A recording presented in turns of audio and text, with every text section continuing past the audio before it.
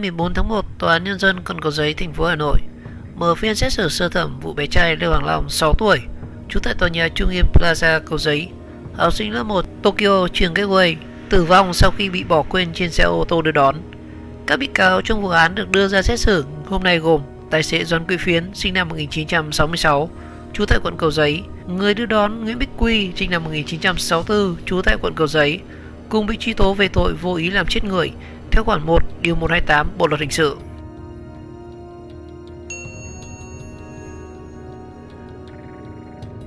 Bị cáo Nguyễn Thị Thủy, giáo viên chủ nhiệm lớp 1 Tokyo trường Gateway, bị truy tố tội thiếu trách nhiệm gây hậu quả nghiêm trọng, quy định tại khoản 1 điều 360 Bộ luật hình sự.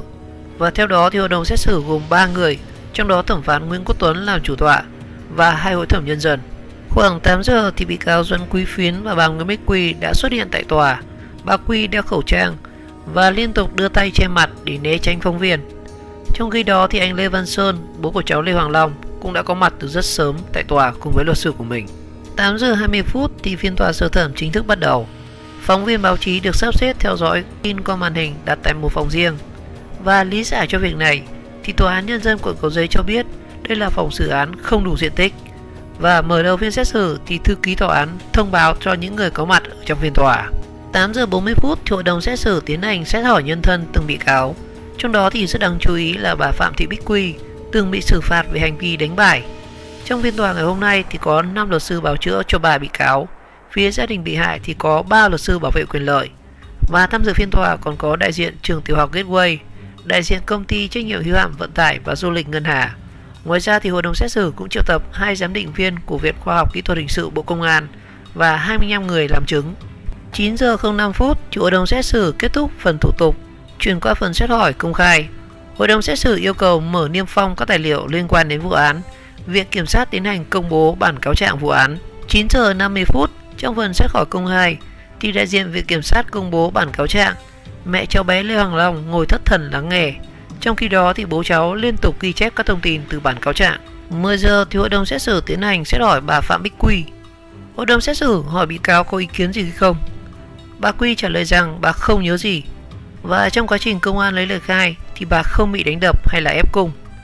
Bị cáo Quy khai ngày 5 tháng 8 bà đi làm giám sát và đưa đón học sinh cho trường Gateway nhưng không ký hợp đồng với công ty Ngân Hà.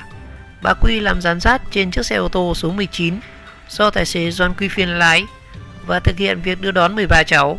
Hàng ngày thì bà làm nhiệm vụ đến các điểm đón học sinh đưa đến nhà ăn tầng 2 của trường, xong rồi xuống tầng 1 ký sổ bàn giao. Bản thân bị cáo không được tập huấn đưa đón học sinh mà chỉ được công ty Ngân Hà nói qua. Vào ngày xảy ra vụ việc thì 6 giờ 15 bà Quy đi xe đến trường, sau đó thì lên xe do ông Phiến lái đến các điểm để đón học sinh.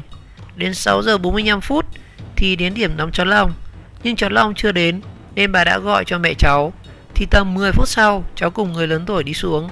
Cháu rất khỏe mạnh và bình thường và bước lên xe và ngồi cạnh cửa sổ hàng ghế thứ tư. Bà Quy cầm chiếc ba lô màu đỏ và quay xanh từng người lớn đặt vào vị trí cạnh cháu. Sau khi đón cháu Long còn 2 điểm đón nữa, điểm 3 cháu và điểm 4 cháu. Và sau khi đón cháu Long thì bà ngồi ghế thứ 2 sát cửa. Sau khi cháu Long lên xe, bà Quy thấy cháu Long thức và rất khỏe mạnh, không có dấu hiệu buồn ngủ gì.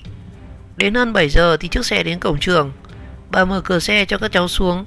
Lúc này thì có 2 cháu khóc do đi học buổi đầu tiên. Vì thế bà Quy đeo ba lô cho 2 cháu và dỗ, bế một cháu và tay dắt một cháu. Bị cáo Quy thấy các học sinh xuống hết xe nên đã đóng cửa. Lái xe sau đó thì đưa xe đi luôn. Bản thân bà Quy thì không lên xe kiểm tra lại. Trả lời câu hỏi của hội đồng xét xử rằng có thấy cháu Long xuống hay là không, bị cáo Quy nói không thấy nhưng nghĩ rằng cháu đã xuống xe. Sau đó thì bà dẫn tất cả các cháu lên tầng 2 ăn sáng. Lúc lên nhà ăn sáng thì bà Quy cũng không để ý có cháu Long hay là không. Sau đó thì bà Quy xuống tầng 1 ký sổ biên bản nhận bàn giao đủ 13 cháu. Và ký bàn giao xong thì bà Quy đi về nhà. Đến 15 giờ 45 phút thì bà đến trường đón các cháu.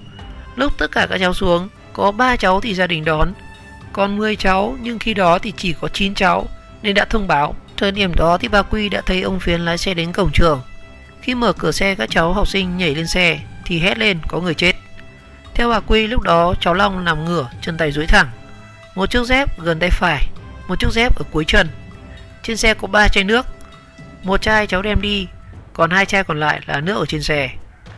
Lúc đó thì tôi không biết làm gì. Có một nam thanh niên mặc áo kẻ bế cháu Long vào trường. Tôi bước theo nhưng các cháu khác vẫn nhấn nháo nên tôi phải ở lại trông. Tôi cho các cháu lên xe.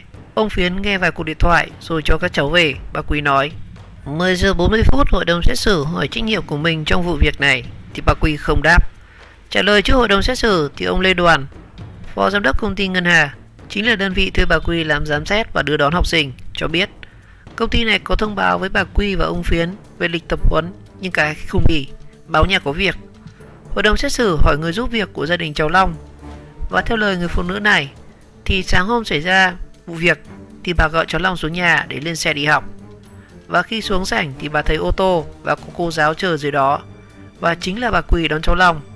Và khi đi thì cháu Long mang áo màu đỏ, quần tím than, short ngắn. Cháu Long rất ngoan và bình thường. 10 giờ 40 phút, hội đồng xét xử hỏi tài xế Doãn Quý Phiến. Bị cáo Phiến khai không bị cơ quan điều tra ép cung. Ngày xảy ra vụ việc là ngày thứ 2 bị cáo này đi làm việc. Bị cáo Phiến khai không biết đón bao nhiêu cháu. Việc đưa đón là của bà Quý. Ngày 6 tháng 8 thì ông lái xe đến trường, rồi cùng bà Quý đi đón các cháu học sinh. Khi đón các cháu học sinh thì ông Phiến không xuống xe, không biết cháu Long lên xe lúc nào. Và khi xe đến trường thì người mở cửa xe là bà Quý. Khi đưa học sinh xuống xe thì là bà Quý là người đóng cửa. Ông Phiến là người ngồi trên ghế lái. Và khi bà Quý đóng cửa xe thì ông Phiến không kiểm tra xe mà lái xe đi thẳng về bãi. Trên quãng đường đó thì ông không phát hiện ra điều gì bất thường.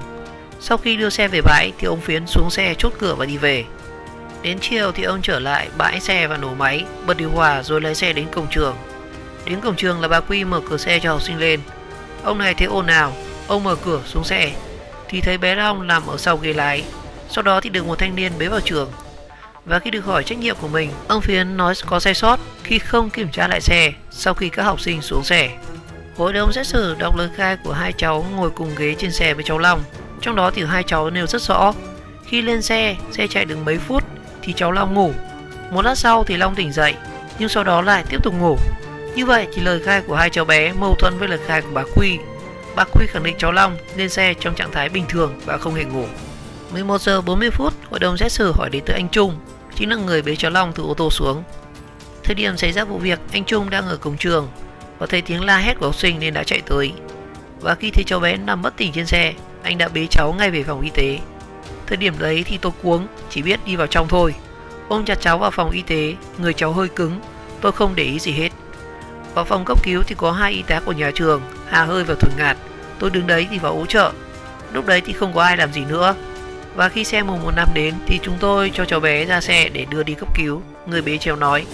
Hội đồng xét xử tiến hành hỏi nhân viên y tế của nhà trường. Nhân viên này cho biết lúc đó thì chị thấy anh Trung bế cháu vào trong phòng nên đã tiến hành sơ cứu.